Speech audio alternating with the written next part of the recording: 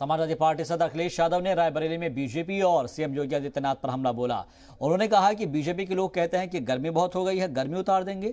जब से पहले मरहले की वोटिंग हुई है तब से इनके लीडर और कारकुनान ठंडे पड़ गए हैं। अखिलेश यादव ने आगे कहा कि डबल इंजन की हुकूमत में करप्शन डबल हो गया। ये उनकी गलती नहीं है। जब सुबह उठ करके वो शीशा देखते हैं और उसके बाद पूरे दिन वही चर्चा करते हैं, उन्हें जो शीशे में दिखाई देता है उसके बाद पूरे दिन वही चर्चा करते हैं। बताओ, उत्तर प्रदेश में अगर कोई मुख्यमंत्री बना होगा, इतनी धाराएं रही होंगी क्या किसी पर?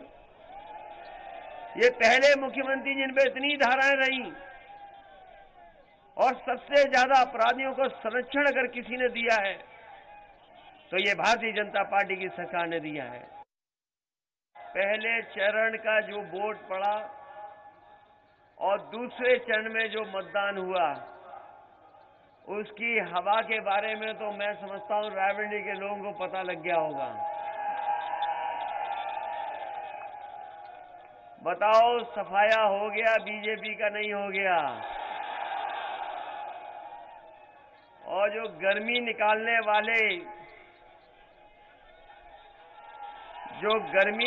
वाले नेता थे, उनके समर्थक ठंडे पड़ गए कि नहीं पड़ गए?